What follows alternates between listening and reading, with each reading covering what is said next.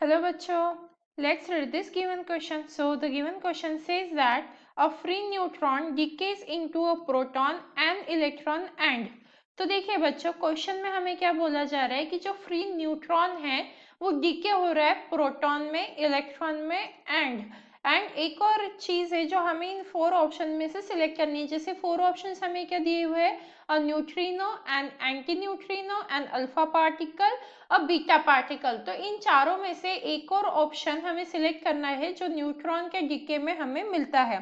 तो इस क्वेश्चन को सॉल्व करने के लिए हमारा की कंसेप्ट क्या रहेगा? की concept to solve this question is, सबसे पहले हम रिएक्शन देख लेते हैं। क्योंकि हमें बोला गया है न्यूट्रॉन डीके हो रहा है प्रोटॉन में, तो इसीलिए यहाँ पे हम प्रोटॉन लिख लेते हैं, प्लस इलेक्ट्रॉन आ जाएगा एक। और एक और चीज है जो हमें यहाँ पे समझनी है। देखिए न्यूट्रॉन डीके कब होता है?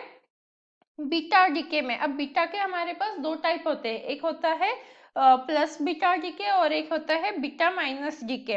अब जब माइनस डीके होता है, बीटा माइनस डीके होता है, तो जो न्यूट्रॉन है वो किस में कन्वर्ट होता है? प्रोटॉन में।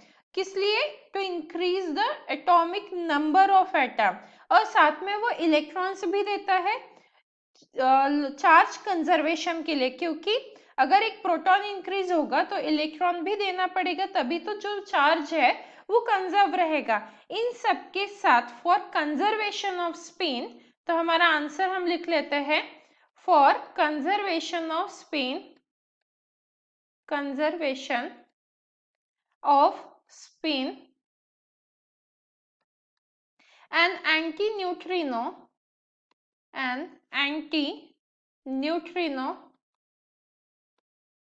is also emitted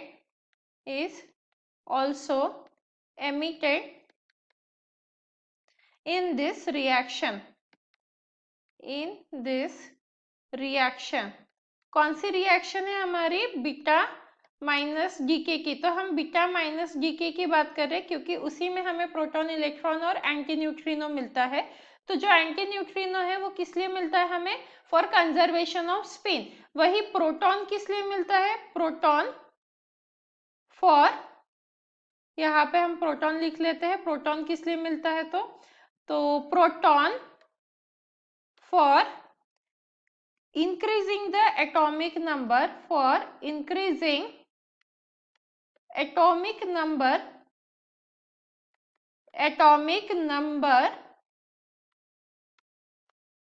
of atom। और साथ में हमें इलेक्ट्रॉन भी मिल रहा है, तो उसके लिए भी लिख लेते हैं इलेक्ट्रॉन्स क्यों मिल रहे हैं हमें? For charge conservation. तो यहाँ पे आ जाएगा फॉर चार्ज कंजर्वेशन। तो हमने इन तीनों का रीजन देख लिया कि ये तीनों क्यों मिलते हैं।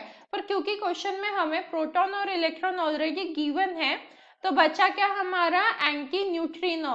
तो इन दोनों के साथ हमें एक और चीज क्या मिल रही है यहाँ पे? Anti neutrino. And hence the final answer for the given question is option B, that is an anti-neutrino for conservation of spin. Hope you understood it well. Best of luck.